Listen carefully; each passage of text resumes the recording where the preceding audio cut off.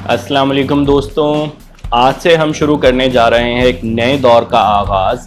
आप में से बहुत सारे स्टूडेंट्स मुझसे मेरे फेसबुक पेज पर भी मैसेजेस कर रहे थे और यूट्यूब के कमेंट सेक्शन में भी कमेंट्स कर रहे थे कि मैं क्वेश्चन आंसर्स पे जो है वो फोकस करूँ, क्वेश्चन आंसर्स बनाऊँ। तो आज से मैंने एक न्यू दौर का आगाज़ किया है। इस पर मैं पूरी एक सीरीज़ बनाऊँगा क्वेश्चन आंसर्स के ऊपर। क्वेश्चन आंसर्स में आपको समझाऊंगा विद रेफरेंस टू आपका जो भी टेक्सचुअल कॉन्सेप्ट है, जो भी आपका टेक्स्ट है, उस हिसाब से मैं आपको समझाऊंगा भी यूट्यूब चैनल पर। और अगर आपको इसका सिर्फ टेक्स्ट रिक्वायर्ड है तो मैंने blogger.com पर एक द लर्निंग आर्ट का एक पूरा पेज क्रिएट किया है। वहाँ पर मैं इसको अपलोड कर दूंगा और उसका लिंक जो है वो मैं वीडियो के डिस्क्रिप्शन में शेयर कर दूंगा। उस लिंक पर क्लिक करके आप उस ब्लॉग पर जा सकते हैं और उस टेक्स्ट को पूरे के पूरे कॉपी पेस्ट भी कर सकते हैं। तो चलिए बिना वक्त ज़ाया किए स्टार्ट कर रहे हैं हम आज की वीडियो को।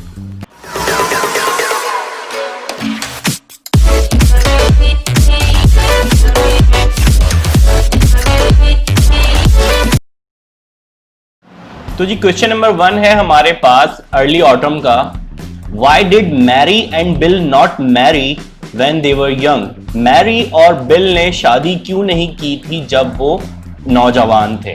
तो इसका जवाब में हमें टेक्स्ट में ये पढ़ने को मिलता है, शायद आपको याद हो कि इन दोनों के दरमियान कुछ ऐसी चीज हो जाती है जो इतनी अहम नहीं होती और वो फिर एक दूसरे से बात करना खत्म कर देते हैं और इस वजह से ऑब्वियसली वो शादी नहीं करते। तो इसी चीज को हमने इस आंसर में लिख देना है। Although Mary and Bill were in love with each other when they were young, but something which was not very important came between them and they stopped talking to each other and parted their ways. Mary और Bill although मोहब्बत करते थे एक दूसरे से जब वो जवान थे, लेकिन कुछ ऐसी चीज जो इतनी खास नहीं थी उनके दरमियान आ गए और उन्होंने एक दूसरे से बात करना बंद कर दिया और अपने रास्ते अलग कर लिए। Hence they did not marry each other when they were young, और इस वजह से उन्होंने शादी नहीं की जब वो जवान थे। क्वेश्चन नंबर 2 है what effect did this youthful breakup have on each of them? इन दोनों पर, इस नौजवानी के जो ब्रेकअप था उस पर इन दोनों पर क्या फर्क पड़ा? तो हमें देखने को मिलता है कि दोनों पर जो फर्क पड़ा वो बिल्कुल डिफरेंट है। बिल के ऊपर कोई फर्क नहीं पड़ा, बिल इमोशनल नहीं है, जबकि मैरी जब दोबारा बिल से मिलती है तो बहुत ज्यादा इमोशनल होती है। तो ये दोनों के ऊपर अलग अलग तरह के इफेक्ट्स पड़े हैं इन पे।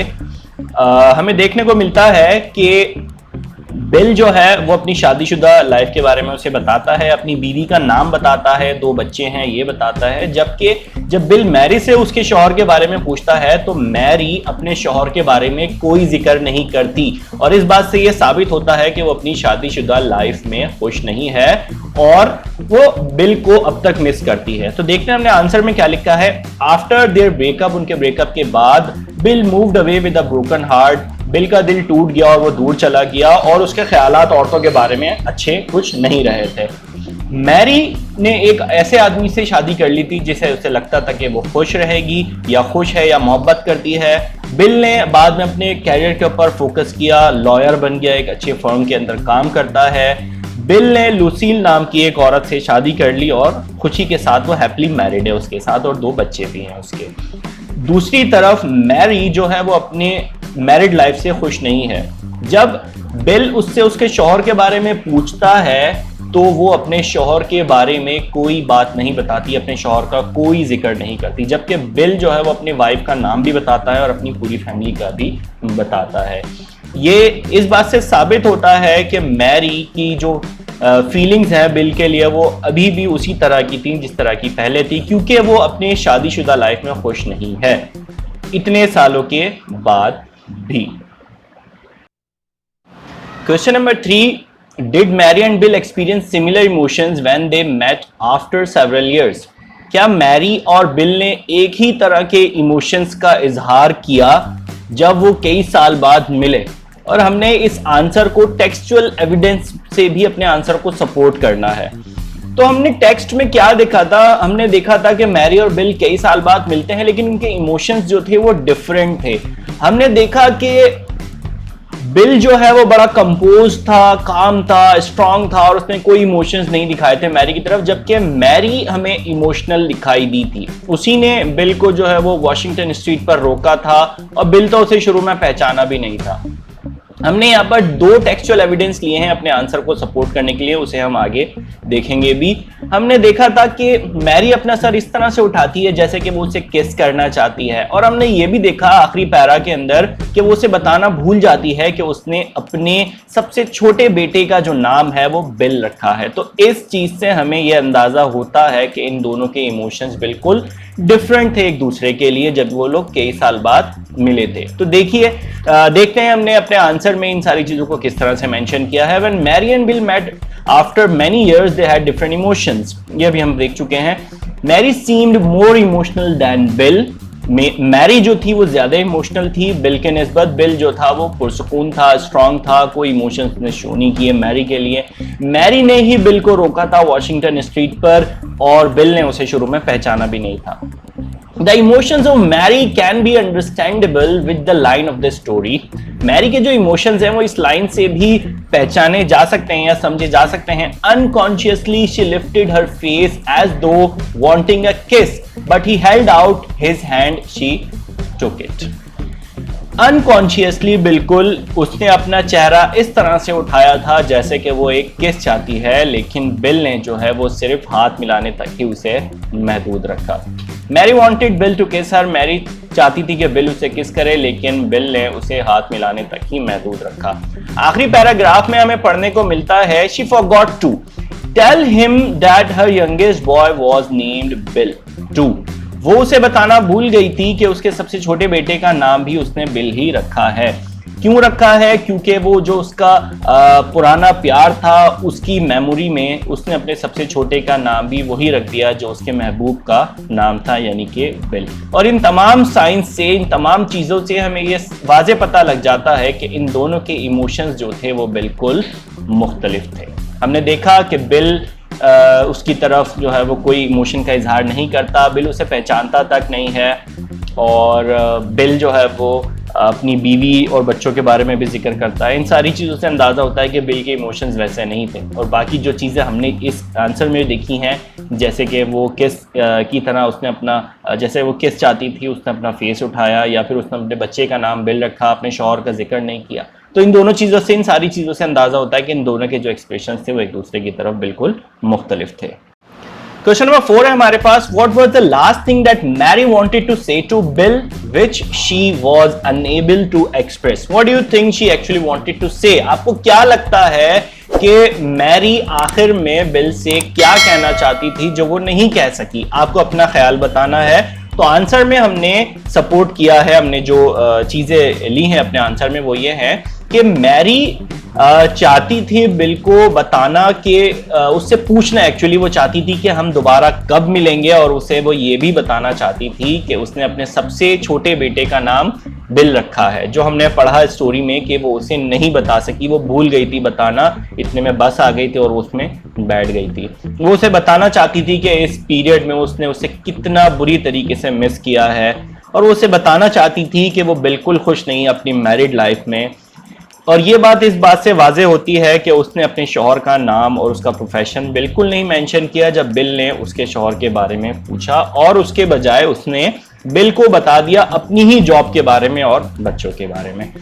मैरी चाहती थी कि वो बिल के बिल की मोहब्बत का इजहार कर सके जो वो अपने दिल में रखती है बिल के लिए, लेकिन वो ऐसा नहीं कर सकी क्योंकि जो उसकी मीटिंग थी कई सालों बाद, एक फर्स्ट मीटिंग जो थी वो बहुत मुख्तसर सी थी क्योंकि उसकी बस आन वहाँ पहुंची थी, और वो उससे उसका जो एड्रेस था वो भी पूछना भूल गई और अपना एड्रेस भी उसको बताना भूल गई। क्वेश्चन नंबर 5 में हमें पढ़ने को मिल रहा है why does Mary not mention anything about her husband.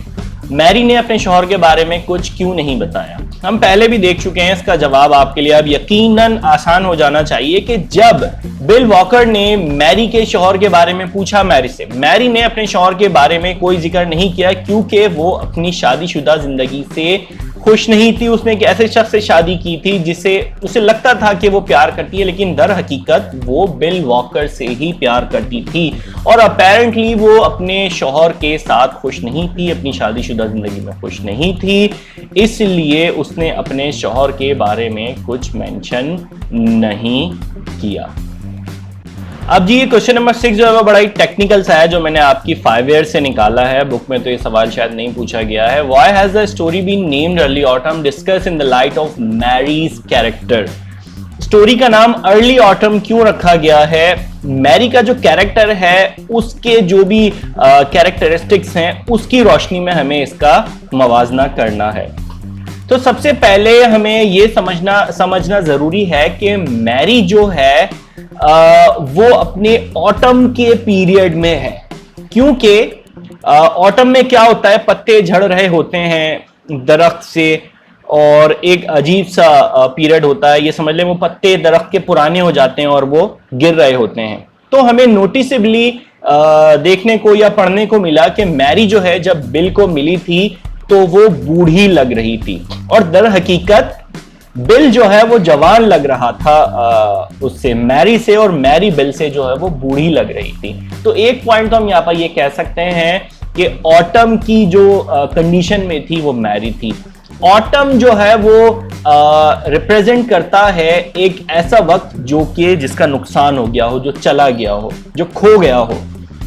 और मैरी का जो कैरेक्टर है उससे हमें क्लियरली एक लॉस का अंदाजा हुआ, और वो बहुत ज्यादा डेस्परेटली वो पहुंच चुकी थी अपने पास्ट के अंदर जब वो बिल से एक मरतबा मिली थी। जिस तरह से सारी चीजें वो फील कर रही थी, उसको ऐसा ही लग रहा था जैसे कि वो अपने पुराने वक्तों में पहुंच गई है। उसका जो इमोशनल लॉस है वो स्टोरी में जो सेटिंग की ऑथर में, जैसे कि the day is almost over and getting cold, दिन बिल्कुल अख्ताम को चला है और ठंड बढ़ती जा रही है, दरख्त से पत्ते जो हैं वो झड़ रहे हैं, और अजनबी बिल और मैरी को क्रॉस कर रहे हैं, पास कर रहे हैं, जैसे वो बात कर रहे हैं। तो एक ऑटम का सा समा बांधा है ऑथर ने, और ये ऑटम जो है वो परफेक्ट फिट होता है मैरी के ऊपर, जिसका वो वक्त जो वो बहुत मोहब्बत करती थी अपने महबूब से, बिल से, और फिर कुछ ऐसा हुआ कि उसने किसी और शख्स से शादी कर ली है सोचते हुए कि वो उससे मोहब्बत करती है, फिर वो उसके साथ खुश नहीं रही। तो ये ऑटम का जो लफ्ज है वो बिल्कुल फिट बैठता है मैरी के ऊपर, और इसीलिए इस स्टोरी का नाम अर्ली ऑटम रखा गया है। Mary actually had the feelings of loss when she met Bill Walker at the Washington Square. Washington Square पर जब बिल वॉकर से मैरी की मुलाकात हुई तो उसे उस लॉस का अंदाजा होता है, एहसास होता है कि उसने क्या खोया अपनी जिंदगी में, और इसी लॉस को मलहूज़े खातिर रखते हुए इस स्टोरी में जो मैरी का लॉस था, इस स्टोरी का जो नाम रखा गया है वो रखा गया है early autumn. Question number 7, what was the cause of the breakup between Mary and Bill. Mary और बिल के ब्रेकअप की वजह क्या थी, और मैरी ने अपने सबसे छोटे बेटे का नाम बिल किस वजह से रखा था।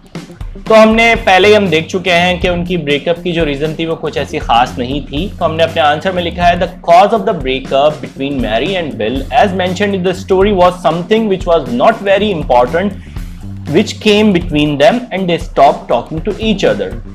मैरी ने अपने सबसे छोटे बेटे का नाम बिल अपने एक्स लवर की याद में रखा था, एक्स लवर जिसका नाम बिल वॉकर था, क्योंकि वो उसे कभी अपनी मेमोरीज से, अपने दिमाग से, अपने ख्यालात से निकाल ही नहीं सकी थी, और वो अब भी उसी तरह की फीलिंग्स रखती थी बिल वॉकर के लिए। तो दोस्तों ये एक मेरी नई काविश है, आप लोगों की रिक्वेस्ट पर, डिमांड पर मैंने क्वेश्चन आंसर्स की सीरीज भी स्टार्ट की है। मुझे सपोर्ट कीजिएगा ताकि मुझे समझ आए कि जो मेरा काम है उससे आप लोगों को फायदा हो रहा है। शेयर कीजिए अपने फ्रेंड्स के साथ, और मैक्सिमम मुझे कमेंट्स करके बताइए, फेसबुक पेज पर भी, मेरे यूट्यूब चैनल के कमेंट सेक्शन में भी। लाइक कीजिए वीडियो को, और अगर आप लोगों ने अब तक चैनल को सब्सक्राइब नहीं किया है तो सब्सक्राइब भी कीजिए, ताकि मैं मोटिवेट होता रहूं और इस तरह का और काम आप लोगों के लिए मैं करता रहूं। और अगर आपको ये सारे क्वेश्चन आंसर टेक्स्ट की फॉर्म में चाहिए, कॉपी पेस्ट करने हैं, तो लिंक डिस्क्रिप्शन में मौजूद है, वहां पर क्लिक कीजिए, ब्लॉग पर जाइए और वहां से आप इसे कॉपी पेस्ट कर सकते हैं। इंशाल्लाह ताला न्यू वीडियो के साथ जल्द मुलाकात होगी, तब तक के लिए अपना बहुत सारा ख्याल रखिएगा। अल्लाह हाफिज़, अल्लाह निगहबान।